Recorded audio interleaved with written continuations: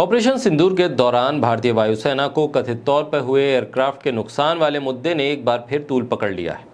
इस बार इस मुद्दे की चिंगारी को हवा तब मिली जब इंडोनेशिया में भारतीय रक्षा आतेशे कैप्टन शिव कुमार का बयान सामने आया, जिसमें उन्होंने कहा कि भारत ने कुछ एयरक्राफ्ट राजनीतिक बाध्यताओं के चलते खो दिए।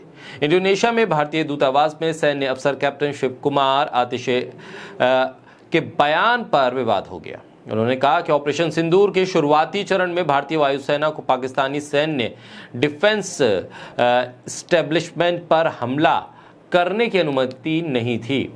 उसे सिर्फ आतंकी ढांचे को निशाना बनाने के निर्देश दिए गए थे। इसी वजह से भारत ने कुछ लड़ाकू विमान खो दिए।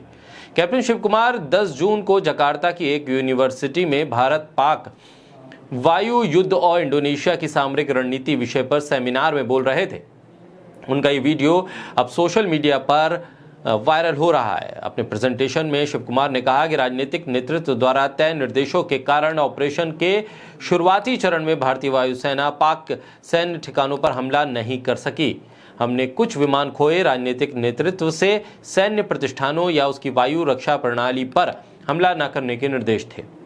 डिफेंस आतिशे और आर्म्ड फोर्स के सदस्य होते हैं जो विदेशी दूतावासों में, विदेश में स्थित हमारे दूतावासों में देश के रक्षा प्रतिनिधि के तौर पर काम करते हैं। कैप्टन शिव कुमार ने कहा कि नुकसान के बाद भारत ने रणनीतिक बदलाव किया और सैन्य ठिकानों को निशाना बनाया।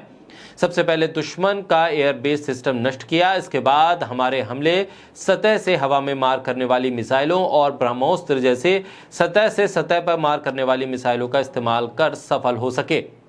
इससे पहले सीडीएस जनरल अनिल चौहान ने एक इंटरव्यू में कुछ विमान खोने की बात स्वीकार की थी। इंडोनेशिया में भारतीय दूतावास ने कहा है कि डिफेंस आतिशे का बयान जो उनका कॉन्टेक्ट है उससे हटाकर बताया जा रहा है। उसके प्रेजेंटेशन की मंशा और मूल उद्देश्य को गलत पेश किया गया है।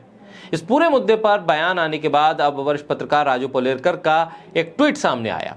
उन्होंने बाकायदा इस ट्वीट को रीपोस्ट करते हुए लिखा अवॉइड मॉर्निंग वॉक, यानी कहीं ना कहीं राजनीतिक बयानबाजी अब इस पर तेज हो रही है और इस पर जो बयान है विमान खोने का और फिर लगातार आ रहे इस तरह के बयान राजनीतिक स्तर पर कहीं ना कहीं दुविधा पैदा करेंगे।